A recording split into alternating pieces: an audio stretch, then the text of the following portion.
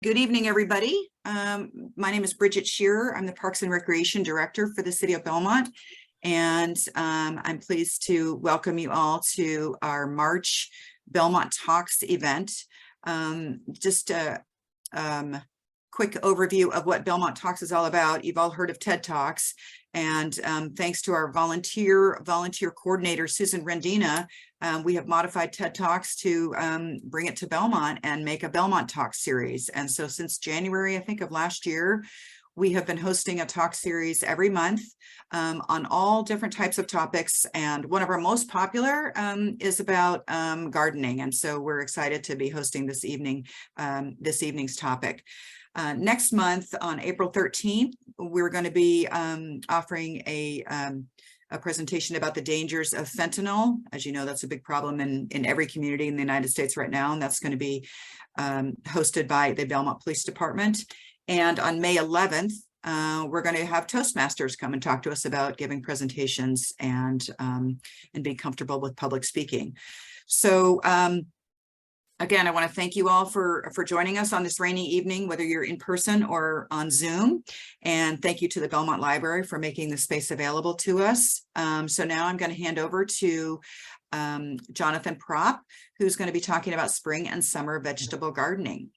Welcome, everybody. I apologize for not being there in person in the library, but given the weather, I didn't feel great about driving up there tonight. And so fortunately, Bridget and Susan were flexible and willing to let me present via Zoom. So I'm down here in Menlo Park. We're going to talk about spring and summer vegetable gardening. And I was thinking today, given how cold it's been and how rainy it is, it's hard to kind of wrap your mind around the concept of summer gardening right now. But the fact is, it really is time to start planning out your spring and summer vegetable garden and to actually start planting stuff. So that's what we'll cover today. Before I start, just a couple of things. If you're not familiar with the Master Gardeners, we are a volunteer branch of UC Cooperative Extension, which is the agricultural extension service of the University of California. There's a Master Gardeners branch in pretty much every county in California. The chapter, the San Mateo, San Francisco chapter, has been around since I think 2006, and I joined in 2008. Okay, let's get started. I'm going to go for an hour here, and we'll leave a half hour for Q&A. So if you do have questions, just put them in the chat window. We're going to have people monitoring the chat stream, and they're going to compile the questions, and then at the very end, we'll start digging into the questions. Okay, well, let's get started. So here's the agenda for tonight. We'll talk about soil because soil is so important to growing good vegetables. What, when, and where to plant, which is probably what you're most interested in. We'll talk about propagating seeds, transplanting. Then we'll talk about some things about caring for your plants as they're growing and maturing and fruiting. And then just a little bit at the end about things like irrigation, pest control. There's a lot of slides here, and I'm not going to have time to go through them all, really. But you all will have access to the presentation. It went out in the invitation today as a PDF file. And if you don't have it, then just give your email address to Susan in the library, and she'll make sure that you can get the presentation. That way, there's a lot of detail on some of the slides that we may not get to in the next hour. Okay, so soil. This is a great view of what soil is, and I think for a lot of people, it's kind of eye-opening to see what is soil made of. And, so for example, it's 25% air, right? And 25% water. Mineral particles, 45%, and then the remaining is organic matter, which you can see broken out at the end. There's been a lot of research about soil in the last 20 years or so, and I think we understand so much better what is going on down there. Basically, what it is that soil is alive. There are microorganisms and organisms who live in the soil. We've learned a lot about fungi and bacteria, specifically mycorrhizal fungi, which have a symbiotic relationship with plants. And they free up nutrients from the soil to the plant in exchange for some of the sugars that the plant creates through photosynthesis. So there's an amazing web of life in the soil. And the reason that matters is because if you want healthy plants and tasty vegetables, you need to cultivate good soil. And a lot of our native soils here in the Bay Area and on the peninsula are not very good. They've been, sort of the product of tectonic plates mashing together. And so we have a lot of clay in our soils. They're fairly alkaline. And so you need to cultivate good soil. And as you build soil over the years, you want to make sure that you don't dig it up and kill some of the microorganisms. Now, not all of us have the luxury of being able to garden in the natural soil. So you can have potting soil in containers, for example, and we'll address that later. But the first thing you want to think about in the springtime is feeding your soil. So the best way to do that is to add some compost. Compost is putting organic matter into the soil. So if you remember that chart, some 5% of the soil is organic matter, right? It's decomposed plants and manure and things like that. You want to be adding compost to your soil in the spring. So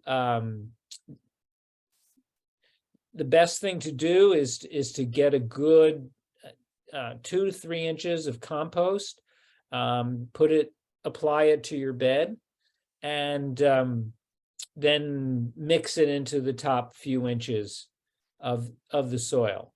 A lot of times people will ask, we get free compost from Recology, and various people have looked at that soil, at that compost, and sometimes there's some not great stuff that comes through in that compost and doesn't fully break down.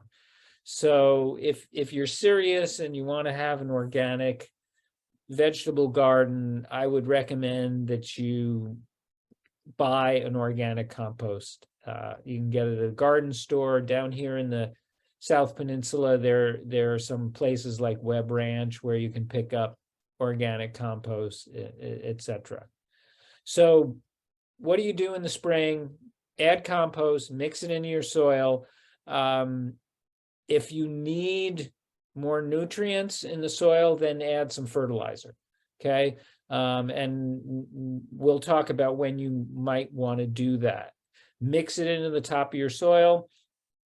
Once you've planted and you have seedlings, then you can start mulching the soil. And mulch is a layer on top of your soil, which reduces evaporation and reduces weed growth. And it can reduce evaporation by as much as 50%. So particularly in hot summers here, that can be really important. If you planted a cover crop, this is a photograph of fava beans, which are commonly used. Cover crop, crimson clover is another good one. Then at this point in the season, it's grown up reasonably high. It's too late to plant a cover crop now. If you do a cover crop for next year, you want it in the garden in October.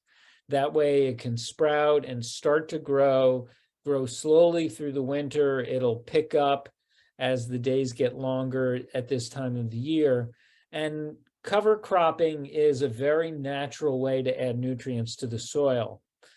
So fava beans and crimson clover that I mentioned, vetch, oats, buckwheat, plants like that, a lot of them add nitrogen to the soil.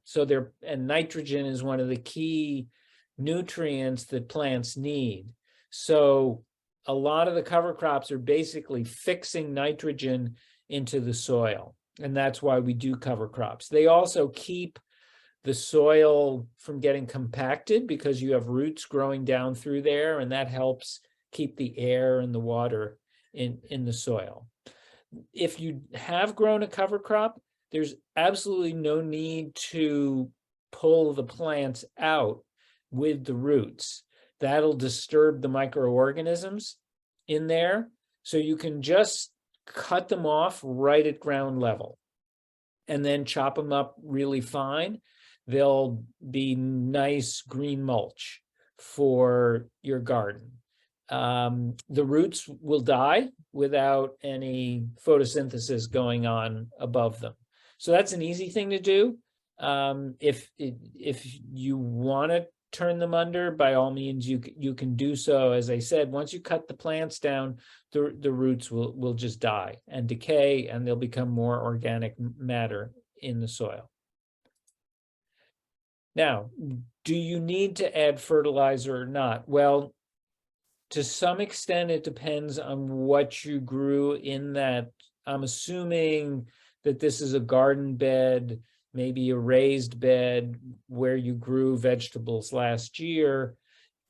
If you did grow vegetables last year, it depends on what you had in there. So plants are characterized as heavy feeders, light feeders, and what we call soil neutrals.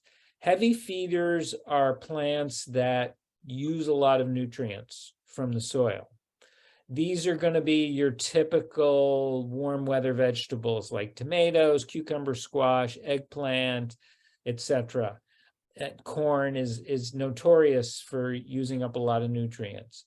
So if you were growing these last year, then you've depleted a lot of the nutrients in the soil.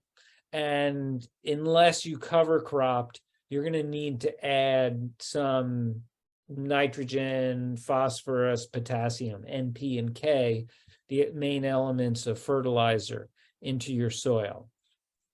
Now, other plants are light feeders, so you can see a lot of the root crops here, mustard greens, Swiss chard. So those don't take a lot of nutrients from the soil. If that's what you had in the bed, you may not need to add fertilizer in the spring. Now, soil neutrals are the legumes, beans and peas. And like the cover crops that I mentioned, beans and peas actually add nitrogen to the soil. It's called nitrogen fixing. If you pull up your bean plant and look at the root, it's got these little white nodules on it, and those are nitrogen fixing bacteria. So they're taking nitrogen and feeding it down into the soil. Once those beans and peas start seeding and creating pods, then that process reverses and it takes the nitrogen out of the soil to feed the pods. So that's why we call them soil neutrals. They put nitrogen in, but then they're going to pull it out later. And the reason when you cover crop using, say, fava beans, the reason you cut them down is because you don't want them to pod and form beans, because they're going to reverse that nitrogen process. So if you do have a cover crop of fava beans, you want to let them flower and then chop them down.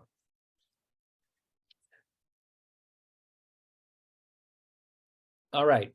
One more thing on what to put in the garden, and that is this idea of crop rotation. So a lot of soil-borne diseases will build up in a vegetable bed if you keep planting the same family of vegetables over and over again. So this photograph here is something called verticillium wilt, and you can see it's a tomato plant, and you can see the leaves are turning brown and dying. There are two main types of wilt in tomatoes, fusarium wilt and verticillium wilt. Once they're in your soil, they're really hard to get out, and they last there for years, and it'll just kill any tomatoes that you grow there. So the way to avoid that is by not planting crops from the same family in successive years. So for example, if you're looking at tomatoes, they're in the nightshade family. You want to try to avoid, you want to try to avoid planting these crops in the same place year after year. Similar for the other crops, like the cruciferous vegetables here, your broccoli, cauliflower, Brussels sprouts, etc. So you want to rotate your crops. Now, that said, we don't all have the luxury to rotate crops. For example, in my yard, I really only have like a couple of areas which get enough heat and sunlight to grow the eggplants and tomatoes and peppers. So if you're in that situation, then what are your choices? Well, you can plant disease-resistant varieties. So for example, with tomatoes, they'll have an F1 or V1 notification on the seed pack. F1 being fusarium wilt, V1 being verticillium wilt. And that means that these are hybrid seeds that have been bred to be resistant to those varieties. So if that's something you can try to do if you don't have the option to rotate crops. All right. So when to plant, I'm sure this is what everyone was interested in. This is a planting calendar that we have on the Master Gardener website. If you go to the website of the San Mateo, San Francisco County Master Gardeners, and you go into gardening resources, you'll see something called planting calendars. And these were put together by one of our best gardeners, Carol O'Donnell, over a decade ago. And she created 3 calendars, what we call foggy, sunny, and hot. And that's because we have so many microclimates within San Francisco and San Mateo counties. We have the whole fog belt, which is over on the coast, and much of San Francisco. The southern peninsula side of San Mateo County is the hot zone: Redwood City, Menlo Park, Atherton, Woodside, for example. And then sort of the in-between area is what we call the sunny area. So I would say, San Mateo, San Carlos. I chose this one for this presentation because I think Belmont kind of falls into the sunny area. I mean, you guys aren't really in the fog belt, but you're definitely not in the banana belt of San Mateo County. So if you go to the website, you can access all 3 there. We even have them in Spanish. and I think Mandarin. So the way to read this is, for a particular month, this is what you can plant.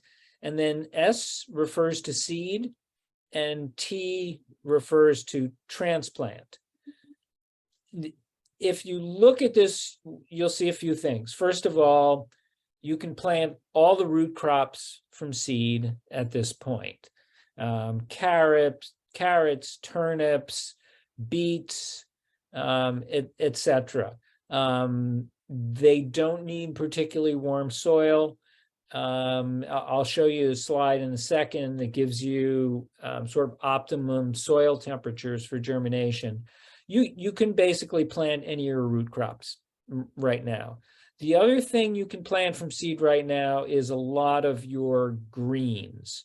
So, for example, spinach will do just fine, lettuce will do just fine, collards, Swiss chard, etc. So the greens generally can tolerate kind of cool soil conditions as well, and you can plant them.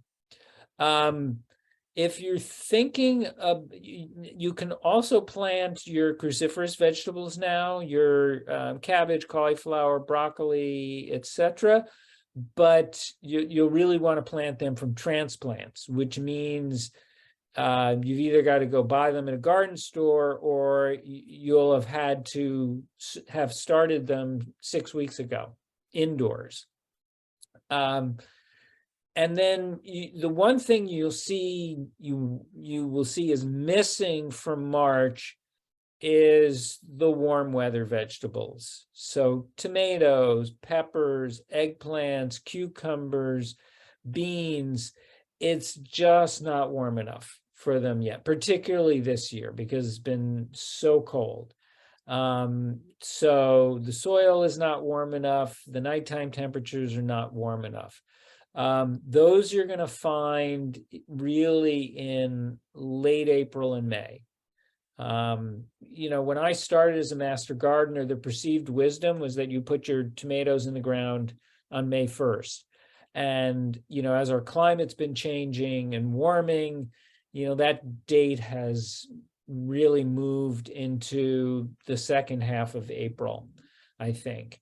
And I'll talk at the end about our spring seedling sale, which is April 15th. And that's a perfect time for getting your warm weather seedlings.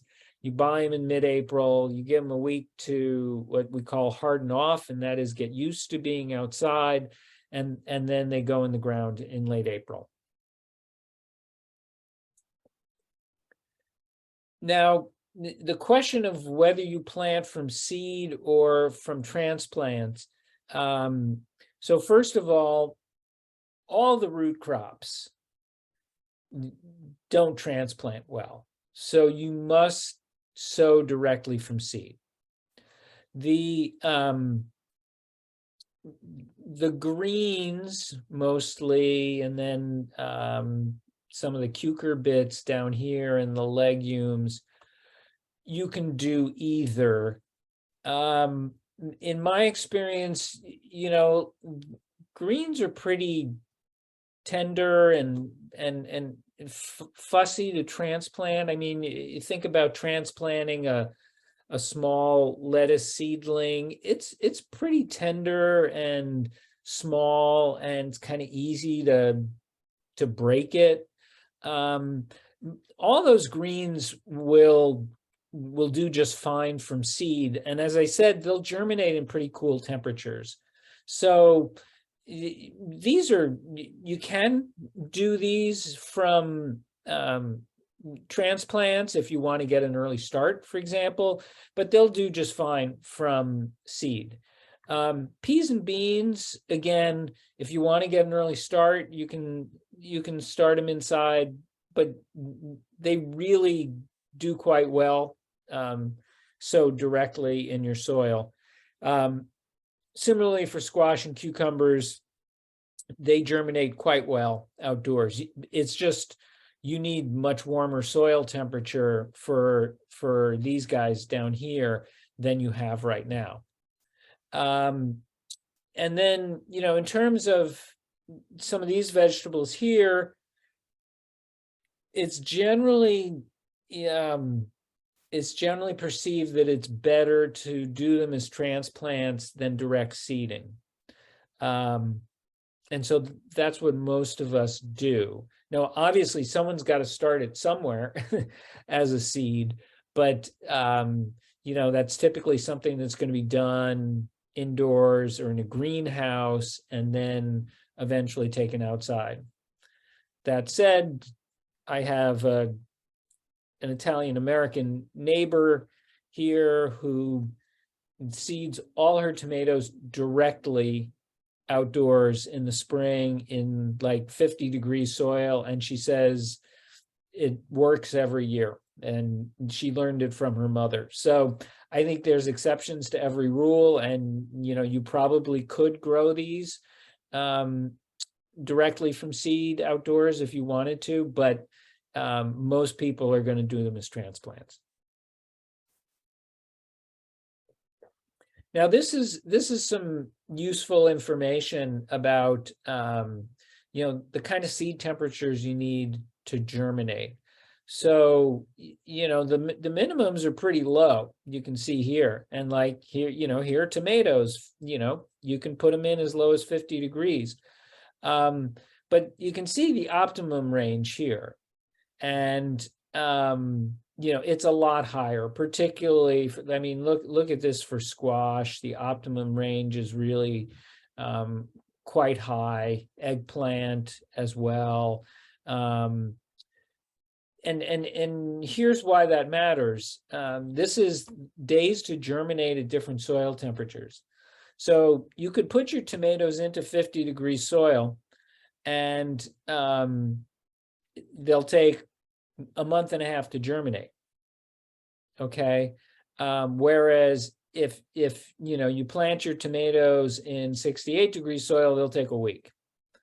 And this is why, for things that you want to direct seed outside, like your beans, like say your beans or your cucumbers, or I'm not seeing squash here. You're really going to want to see your soil temperature get up around 65 degrees or so before you put them in the soil. Conversely, look at lettuce. Lettuce is going to germinate in a week in 50-degree soil. So, there's no reason you can't go out there tomorrow and plant lettuce, except that you'll get rain dumped on you. So one of the best tools you can get yourself as a gardener is a soil thermometer. Costs like $8, and it's just a little probe you stick into the soil, and that way you know when it's a good time to plant or not. And I went out there last week and I stuck it down in my soil, and it was like 50 degrees. And if you think about it, the nights have been around 40 and the days have been barely 55. So it's not surprising that my soil is 50 degrees, and that's pretty cool for this time of year. So get yourself a soil thermometer, and that way you can monitor when it's a good time to start sowing directly in the beds. Okay. Now, a lot of times people ask, is it better to plant seeds versus seedlings? Well, as we already talked about, there's some vegetables that you really want to direct seed and not try to transplant. So for those, you're always going to want to do seeds. But where you have a choice, what are the pros and cons? Well, seeds are going to be cheaper, right? You'll pay, $3 for a seed pack. And, that can have, dozens of seeds in it. Whereas you'll pay like $4 or $5 for a 6-pack of transplants, like, down in this photo here. So it's certainly cheaper to do seeds. Another reason to do seeds is that there are way more varieties available. If the nurseries are stocking the most popular brands, varieties of vegetable. And if you want something that's a little bit different, you're not going to find it there, right? And that means you got to start from seed. So for example, if I look at snap beans, and I go to the nursery, like they're always Blue Lake and Kentucky Wonder. And those just aren't my favorite varieties of beans. There are other varieties that I like better. So I'll buy the seed packets for those because you can get those, whereas you can't get the seedlings for those.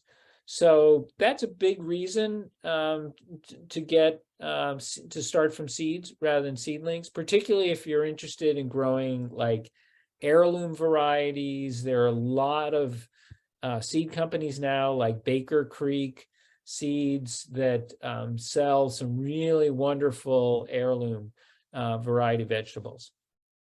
Now, the downside with seeds is it requires advanced planning, right? It's gonna be 4 to 6 weeks or so before those seeds turn into something you can transplant. So, you know, if you didn't do the advanced planning and you're like, I want Swiss chard plants tomorrow, then you're going to go out and get seedlings from the garden store, okay? But if you can plan it out ahead of time, you have the space and tools to start things indoors, then, you know, working from seeds is a great option. Let's talk a little bit about types of seeds. So hybrid seeds are commercially bred seeds. They're not naturally occurring varieties. They can be bred for disease resistance, like we talked about with tomatoes, or yield, or whatever. If you try to save those seeds, you're not going to get the same variety the next year because it's a mix of a couple of other varieties. You'll get something, but it's not going to be the same variety. Open pollinated seeds these are naturally occurring seeds. If you save those, you'll get the same variety the next year. Heirlooms, you often hear a lot about heirlooms. They're simply an open pollinated variety that's got some sort of a long pedigree. And a lot of us that grow heirlooms do it because you don't find a lot of them in the grocery stores. Like, for example, with tomatoes. A lot of the heirloom tomatoes have great flavor, but they don't travel well. So they're not going to be in the Safeways, for example. So that's why a lot of us will grow heirlooms, because if you want those varieties, that's how you're going to get them. Excuse me. I'm not going to spend time on this. So just one thing about nursery starts. Avoid really sort of tall, leggy plants. Any yellowing is a sign that that plant long ago used up the nutrients in the soil and is not going to be a particularly healthy plant. Double stems you want to try to avoid. You really want to try to find a sturdy stem. And then dark green means that it's getting enough nitrogen, particularly, and other nutrients out of the soil. And then when I say right size for pot, a good rule of thumb is that the root structure is 1/2 to 2/3 of the length of the stem. Okay, so if you look at the stem on this really tall tomato here, or this tall basil plant, you can easily figure out that the roots have sort of bottomed out here, in which case they're going to start going anywhere they can. They're going to wrap around themselves. and you'll never get a good root structure out of that plant. So it's a little counterintuitive. You know, you go to the nursery and you think, I want to buy the biggest thing for my money, but oftentimes buying that oversized pot is going to give you an unhealthy plant. So buy something that's right size for the pot.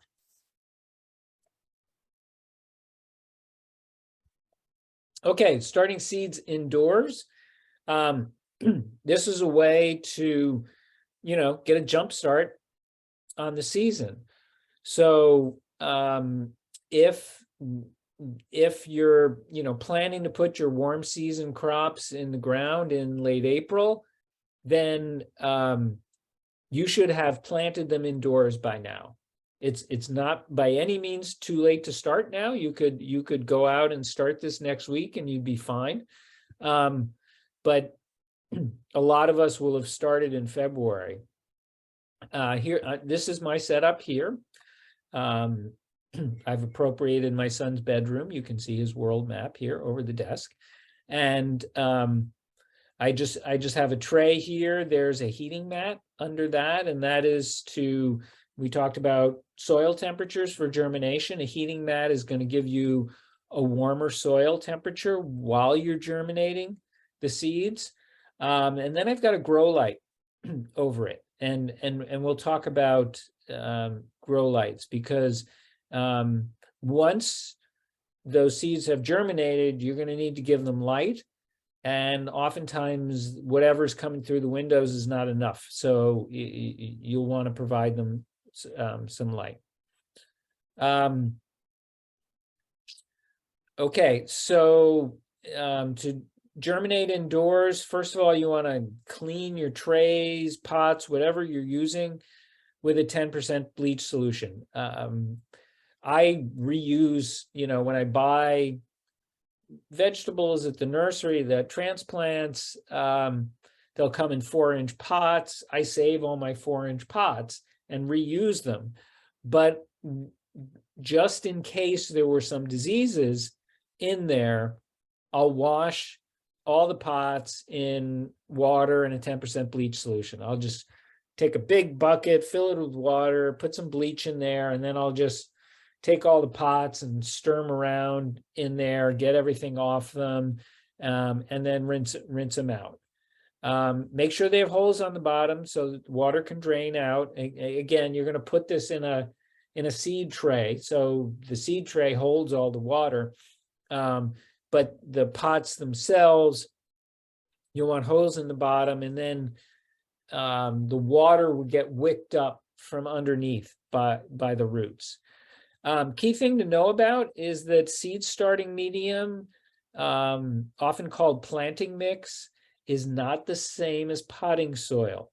It's a special kind of mix that's lighter in weight, so it's easier for seeds to germinate and pop through, and it doesn't generally have any nutrients in it.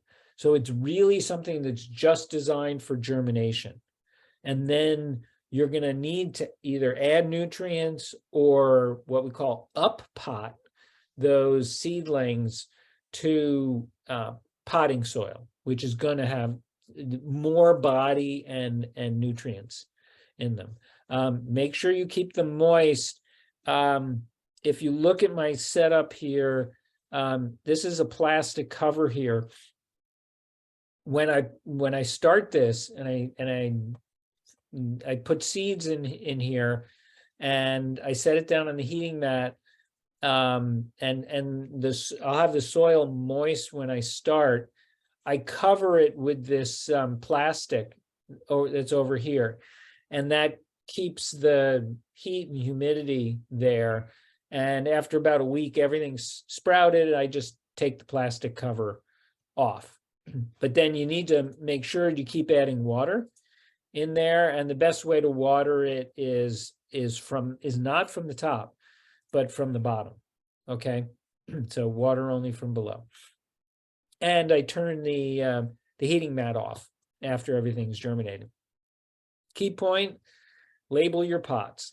I've made this mistake. It's like I got 18 different pots in that tray, And if I don't label them, I'm like, oh, okay, what was this? And is this a tomato? And what variety of tomato, etc. So it may seem kind of mundane, but label your pots. We've been doing a lot of work in the Master Gardeners with soil blocking. It's a technique that's been around for a long time, but it's actually it's a really cool technique. There are lots of different size and type soil blockers, but it's not a fancy device. And this is something that'll create essentially 4 2x2-inch blocks at one time. And so with soil blocking, basically this thing serves as soil and pot at the same time. So you just plant in this thing. And the great thing about the soil blocker is when you pull the handle down, it creates the block and it creates a little divot in the top, which is where you drop the seed. So it's kind of an all-in-one, easy as you go kind of thing. And then you don't need to up pot at all. This is it's really more of a potting soil than a planting mix, and it has some nutrients in it. And you can make your own soil mix, or you can do it out of potting soil. And then this whole block just goes straight in the garden as a transplant. So it's a really nice way to go, and we're doing more and more of it. Okay, once your seeds have germinated, as I said, you need a light source, about 6 to 12 inches from top of the plants.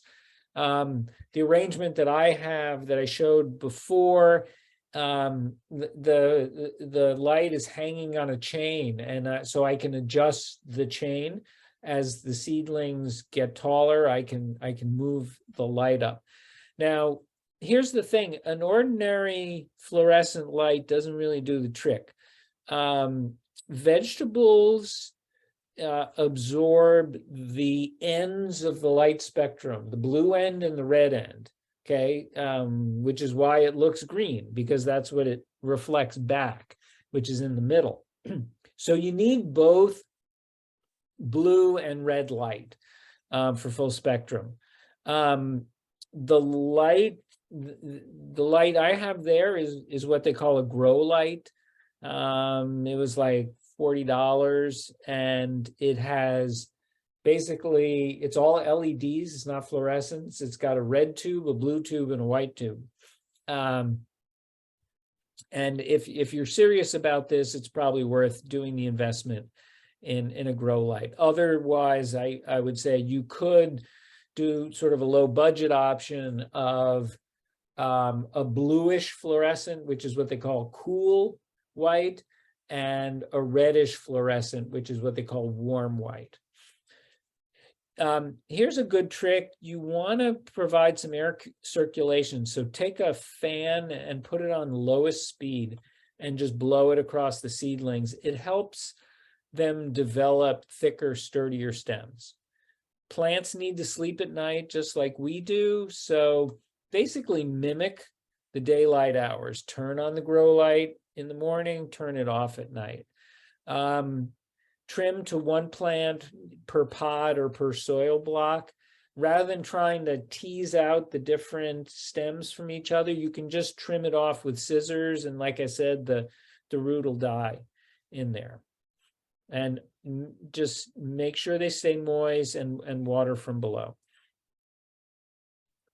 Okay, thinning, whether, once you've planted outside in the bed, so particularly if you've direct seeded outside and you've seeded something like lettuce or greens or whatever, you're going to have way too many plants out there for you to use, and you need to give plants adequate space to let them grow up. Otherwise, you'll get very stunted plants.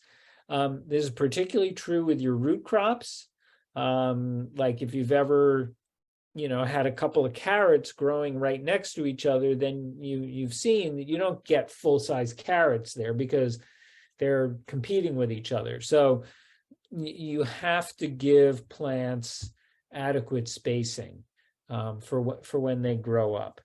And just remember, when you're doing things like, when you're thinning something like greens, say mustard greens or lettuce or Swiss chard or whatever, those things are perfectly edible. They're what people call microgreens and sell for a lot of money. And they're really tender and good. So whenever I thin my my greens, I'll just snap the leaves off and save those and then throw those into salads. But you definitely have to thin, and thinning is really boring, and yet it's something you have to do. How much sun do your vegetables need? Well, your leaf or root vegetables can get by in 6 hours a day just fine. But your fruiting vegetables, and those will include your squash, cucumbers, peppers, eggplants, tomatoes, corn, etc. They need as much sunlight as you can give them, and a minimum of 8 hours a day. So all those warm weather vegetables, they just want as much sun and as much heat as you can give them. So when you get your warm weather vegetables and you're going to plant them, first of all, plant deeply to establish root growth. And when I say deep, I mean deep. And it's hard to believe, but a third to a half of the stem gets planted underground. Okay, so think about a tomato that you've got that, might be this tall. You're going to put half of that under the soil, and that helps it develop a deep root system. Follow the spacing guidelines. I love this photo. I found it online. If you've ever grown a sun gold tomato, which is the most wonderful cherry tomato, it's what we call a vigorous grower, meaning that it'll take over your garden if you let it go. So, this thing started at some point as this high, right? And so when they give you spacing requirements on seed packs, they're there for a reason. Follow them. Like I said, soil temperature needs to be 55 degrees, and then they're all heavy feeders. So you're going to need to fertilize them every 2 to 4 weeks. Now, companion planting, there's been a lot of, there's a lot of folk tales about companion planting, what goes well, what doesn't go well.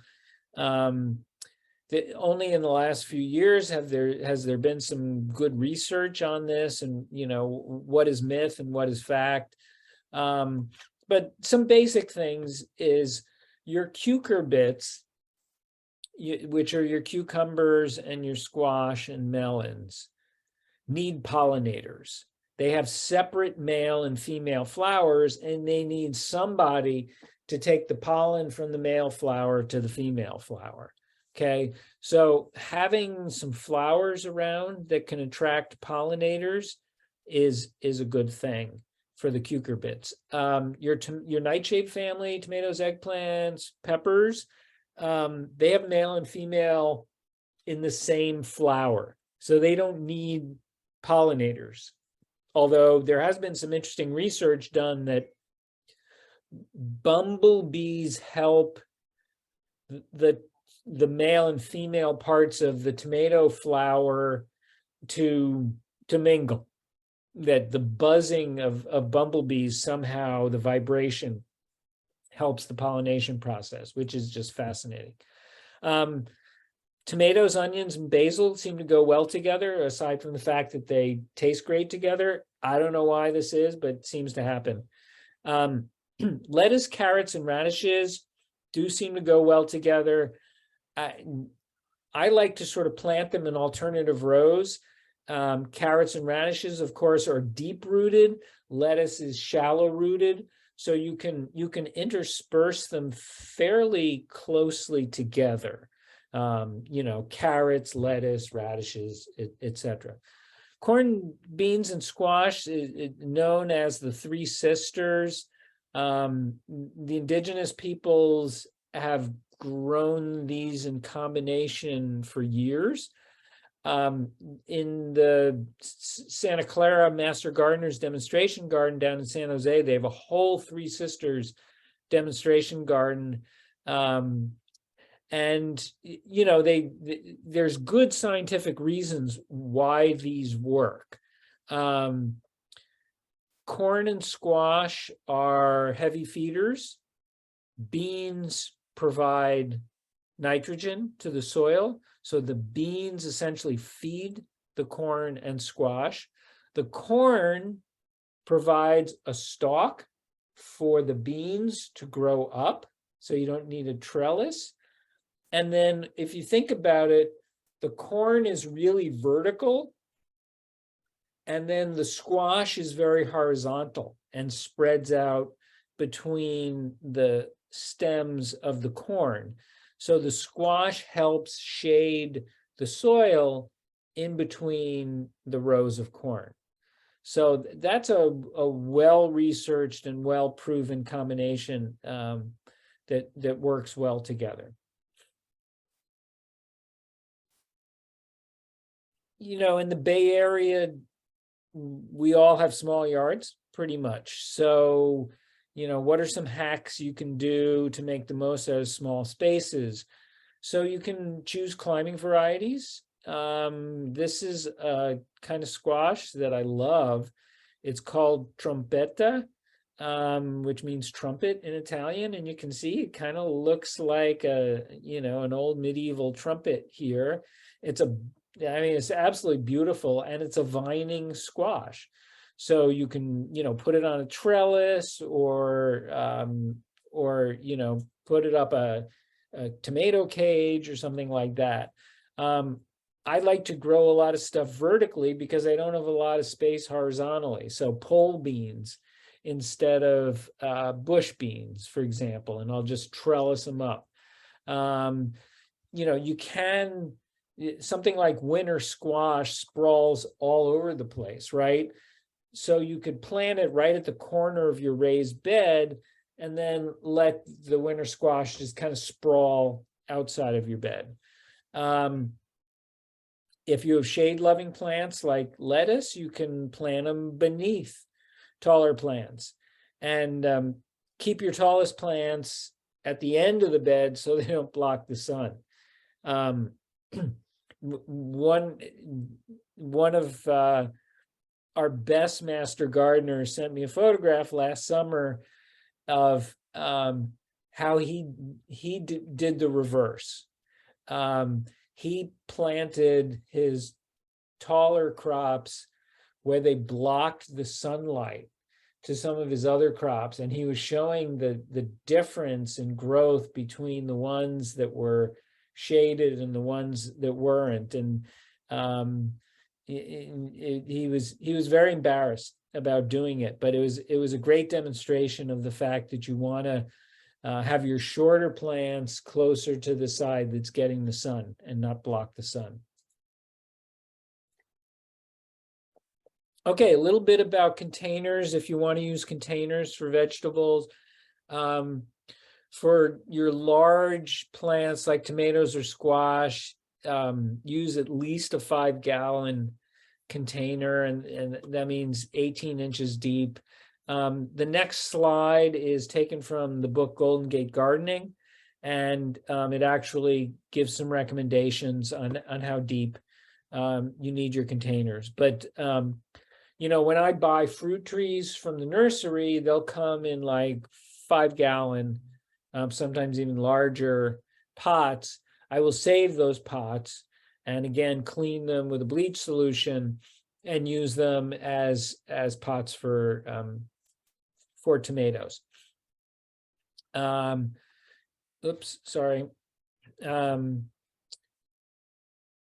So you can actually reuse the potting soil in your containers. This is a big if you're maintaining nutrients and soil structure. So you can't just take the same soil and replant in it the next year. You got it, because all the nutrients are taken out of that potting soil. So you'll want to add some fertilizer and compost to that soil, just like you do to your garden beds. But if you do something like that, you can probably get 2 to 3 years out of potting soil.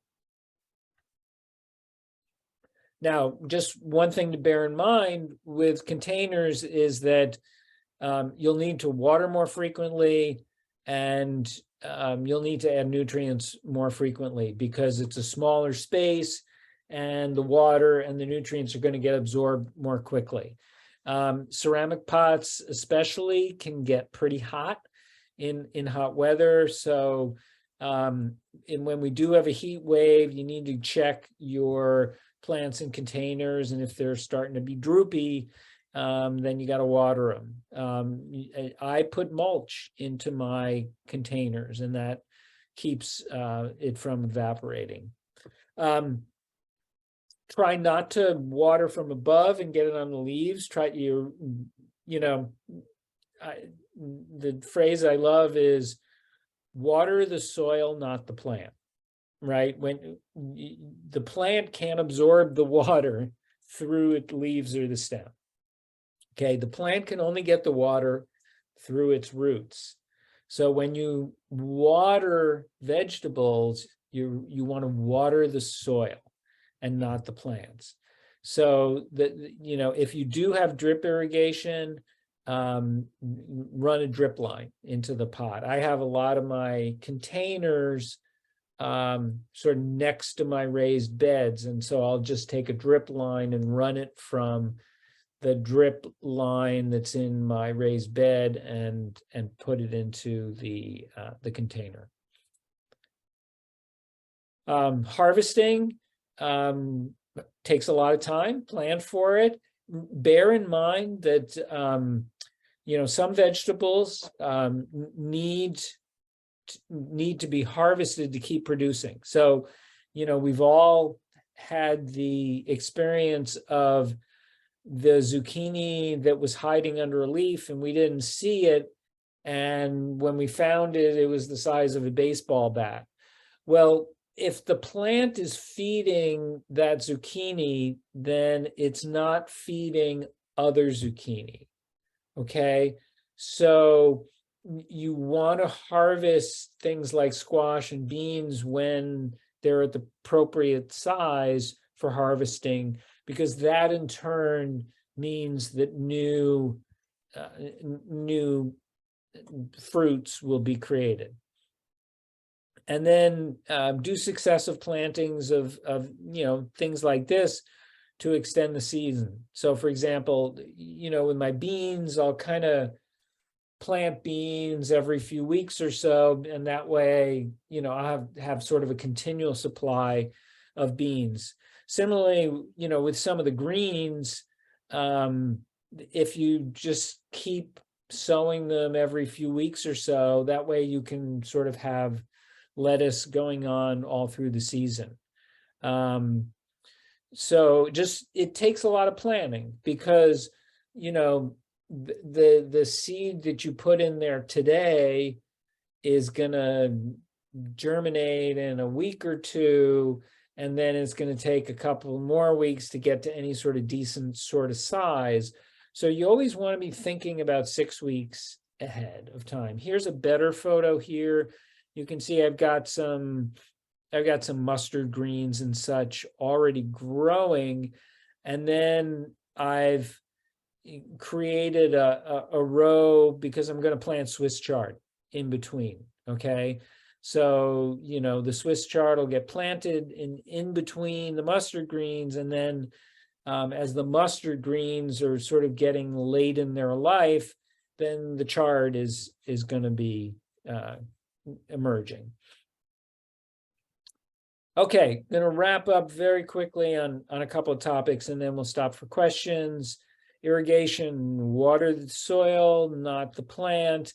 for that reason, drip irrigation is the best way to go. It's not cheap. It's not easy. It tends to break, but it is far and away the best way to deliver water directly to the soil. If you take a hand sprayer and you go out there in the afternoon and you spray your vegetable garden from above, half of that water is going straight up into the atmosphere, okay? And so if you have drip irrigation, you're generally going to want to run it before sunrise, when evaporation is low, and that water is going to go down to the roots of the plants where it's needed. Water needs will change over the life cycle of a plant. When you're germinating, you need to keep the soil moist. When plants are fruiting, they generally have a need for a little bit more water. And then after they've fruited, you can cut back on the water. But you got to look at things like, is my soil clay or sandy? How much water does it retain? Am I mulching? Are we having a heat wave, et cetera, et cetera. I'm not going to spend time on this. You can look at this yourself, but basically it's a way of trying to figure out how much water you need to give to your vegetables.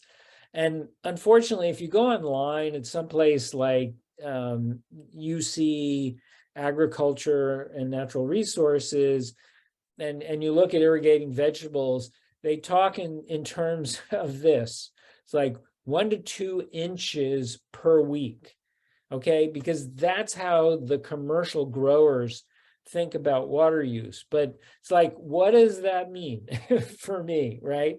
So I've done some of the math here to help you figure it out. And basically what it means is that for me, using a 4x8 bed, which is a fairly standard size, and I've got drip irrigation with sort of standard emitters, I basically need to run it for 2 hours a week, okay?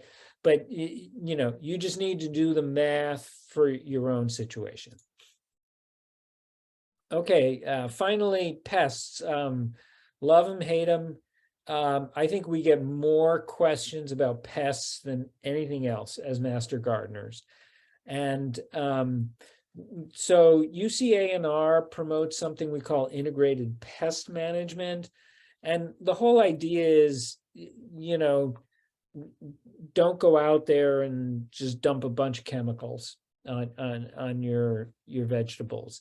Not good for the soil, not good for you, not good for the environment and the other animals out there. So they have sort of this 5-step process, monitoring for pests, like, look for the signs of pest damage, okay? And then figure out what you have. There are some great resources online. If you go to UCA&R, to their integrated pest management website, they'll have like photographs that'll show you, oh, it's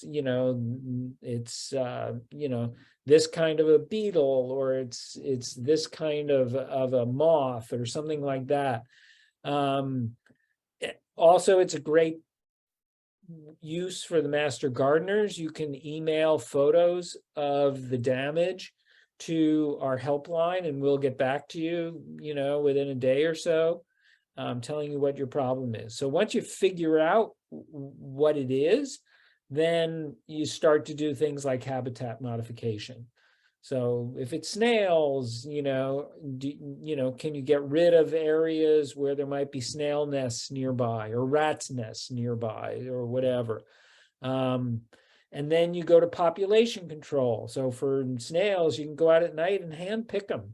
It's the best proven method to reduce snail populations. Or if it's rats or mice, then you put out traps and so forth, right?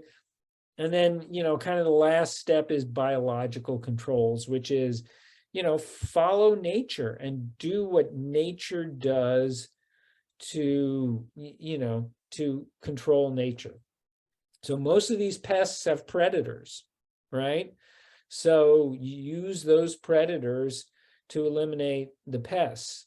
You know, most of us are having kind of a rat and squirrel explosion on the peninsula these days. And in large part, it's because the natural predators of those animals have disappeared, right? So, you know, so how can we use nature to control pests? A couple of things that I use, these are called floating row covers. It's a thin woven material. It lets in more than 95% of the sunlight. It's porous to rain. And so for my low crops, particularly my greens, I'll cover them in these floating row covers. And you can look online for, you know, lots of good techniques for you know, putting these over your beds. But you can see, obviously, this is going to keep out four-legged pests like squirrels and rats and mice, but it's also going to keep out a lot of insect pests. So it's going to keep out your aphids and your beet leaf miners for your Swiss chard and stuff like that. Now, obviously, if you have a tall plant like a tomato, it's not going to work, right? So this only works for where you have low crops. And then this is something else I use. This is an electric fence. This is my attempt at squirrel pest control. And basically it delivers a kind of mild charge to any squash who wants to go in and steal a tomato. Okay, not going to spend time on composting. We're going to stop for questions. So just a reminder, here are the flyers for the Spring Garden Market, Saturday, April 15th, 9 a.m. to 1 p.m., San Mateo County Event Center in San Mateo. We have a lot of varieties of, you know, things like tomatoes that grow well in the fog belt. If there are specific varieties you're interested in at the market, I would say get there early, because a lot of the tomatoes are going to be gone by 11 o'clock. And that is it. Just want to do a big shout out to the library and Parks and Rec for doing such a great job of organizing and for doing this last minute pivot today. So with that, let's see if we have any questions. Well, so far, Jonathan, your presentation was so complete. We actually don't have any online questions, although I do have a question for you, if you don't mind, Sure. Which might interest other people too. When you're using drip irrigation and you've got your little seedlings, do you have to put the seedling right next to the drip hole, or will the water kind of spread underground even though you can't see it happening? That's a great question. I originally felt that it was better to be near the drip hole. And then the more I've read about this, the more I've learned that the water just travels in the soil. Now, it depends on your soil, right? If you have, you know, a real clay-like soil that doesn't have a lot of good air pockets in it, then maybe the water's not traveling as well. But if you've got a good soil with decent air pockets, then the water's probably going to travel in there. Thank you. I've always wondered. Do we have any questions from the people who are at the library? We do. I'm just wondering how we get this PowerPoint. Oh, the PowerPoint came, well, I can get it to you if you give me your email, but if you signed up, it came in your email today. There was a PDF. Yeah, so you should have it. Another question? I'd like to ask how Jonathan feels about pruning tomatoes. Does he not? And if he does, what's his process? Did you hear Okay. that question? Yeah. Okay, pruning tomatoes. Now that wasn't a master gardener asking that question, was it? Just a plant in the audience? Oh, no, not at all. Not at all. Okay. Okay, so Susan, it might help if you repeat questions, but I think what I heard was pruning tomatoes. Yes, do you prune them and? Yeah, And how? And how? How Okay. is important is it? How is as important as if you do them? okay. So if you want to get two master gardeners to argue, you talk about pruning tomatoes. So tomatoes, there are these things called suckers, right? So you've got a main stem. Okay, so first of all, two different types of tomatoes, determinate and indeterminate. And when you buy your tomatoes, make sure you know which type you're getting. We have both types in the Master Gardener seedling sale. There's a lot more indeterminate tomatoes than determinate. Determinate tomatoes, basically, you're going to get all your fruit pretty much within a short window of time. So it pretty much fruits at once, okay? Indeterminates, they keep growing and they keep fruiting over time. And so determinate tomatoes tend to have sort of a more branching to them, and you tend to just let them go. For indeterminate tomatoes, and most of the varieties you're going to see are indeterminates, they have this thing called suckers. And so you've got your main tomato stem going up, and then you've got a leaf going off at like 90 degrees, okay? And then there's something that starts coming out, it's like a bud that comes out at 45 degrees between the two, okay? And well, it turns into a stem, right? You've seen these on tomatoes. That thing is called a sucker, okay? If you let that thing develop, it'll become a whole new stem, okay? And it'll continue, and then the leaves will grow off that, and flowers will come off that, and maybe there'll be even more suckers coming off of that. Some gardeners believe that you have to just pinch off all those suckers, okay? Right when they form, just pinch them off. Others say, no, just let them develop. What I've learned, I tend to be variety specific. So for example, Sun Gold, I showed you a Sun Gold, you get a lot of suckers.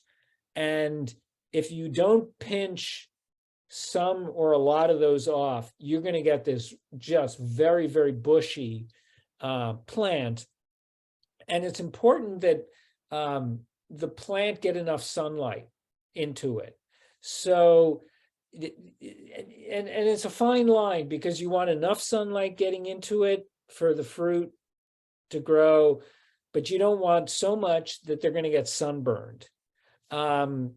So I tend to kind of leave a few suckers on my bigger tomatoes, and let them sort of fill out a little bit. Some people do believe in pruning them back. I don't with most, but some, like the Sun Golds, I mean, they just keep going and going and going, and they'll get 12 feet high, which is kind of high to harvest. So with something like the Sun Golds, I will cut some of the stems off, and then it'll of course grow more lateral stems. So it's very much sort of variety specific, I think. If it's starting to get too tall, then just cut it off and let it grow more laterally. Give it a little bit of bushiness, but not too much bushiness. Okay, thanks. Any other questions in the room? One another question, go ahead. On cover crops, On cover crops, yeah, okay, you said when you have cover crops, you cut them off. Yeah. At the ground. cut them off at and the you ground leave the roots in. and leave the roots Is in. that only cover crops, or like a tomato plant?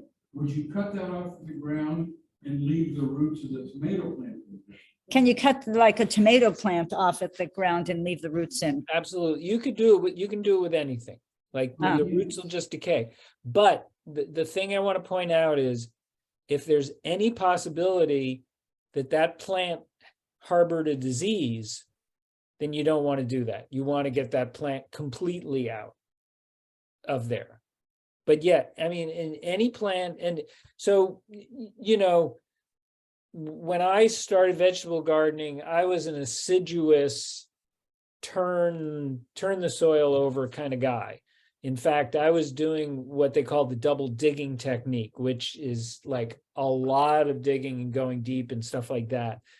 And then, you know, there's this whole no-till movement that started in the last 20 years, which basically says, don't turn the soil over at all. Don't disturb the microorganisms in the soil. And I've really come around more to that now. So I'm just not going to disturb the roots. I'm going to cut them off right at soil level and let them decay in there. You're just letting nature be nature. Is that even true with like weeds that you? No, No, okay. not at all. Yeah. Okay. I have a couple online questions now, if that's all right, Jonathan. Sure. Beth would like to know the best way to tackle aphids. I have one of my beds is close to a plum tree, which gets an aphid infestation every spring. I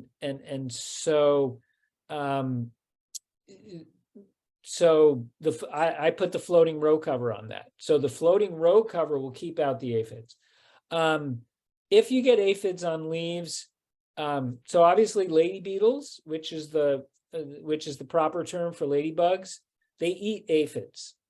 So like if you have lady beetles, love them and hopefully they'll eat your aphids. You can buy lady beetles at nurseries, and I've just heard so many stories about people who buy the lady beetles from the nursery. They come home, they open it up, the lady beetles fly away and never come back. So but here's the thing.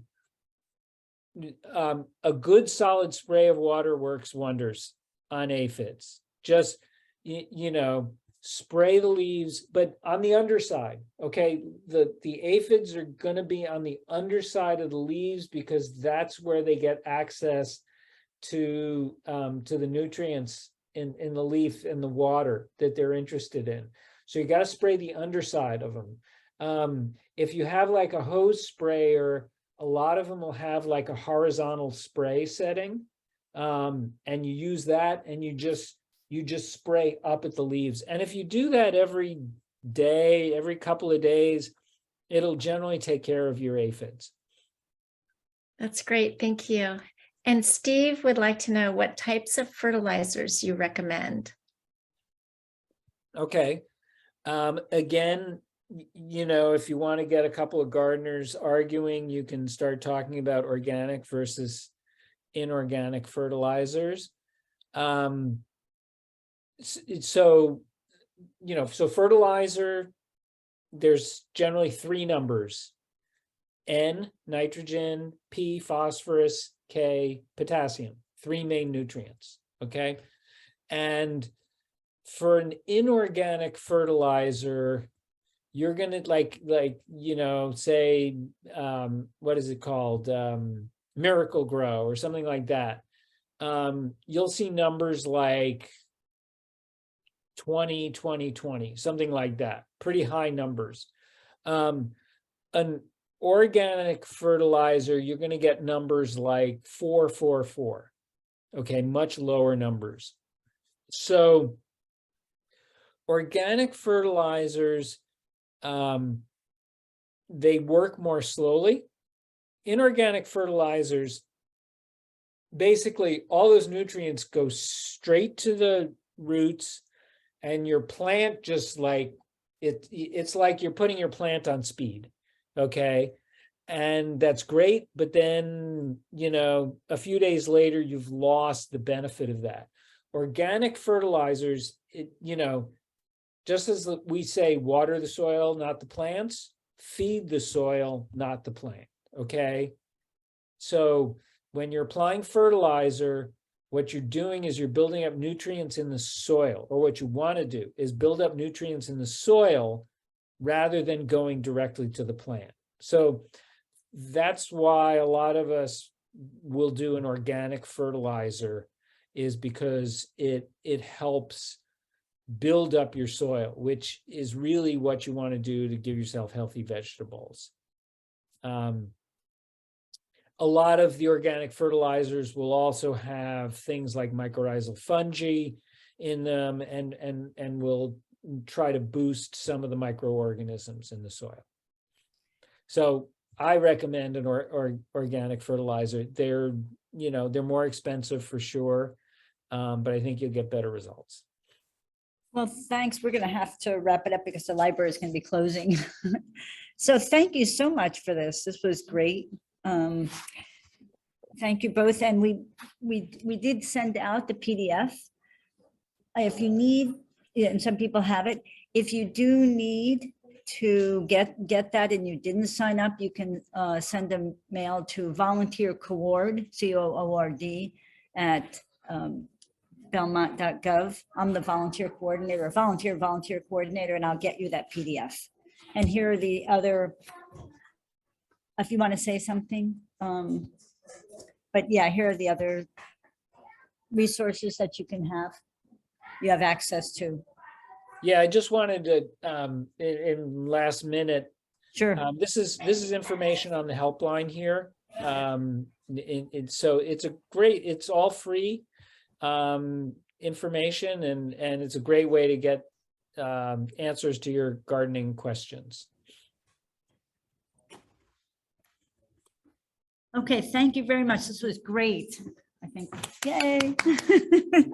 Thanks for doing this and taking your time to do this here and all the other places you do. Thank you very much. Okay, thank you, guys. Have a good evening. Stay You dry. have a good evening too. Bye.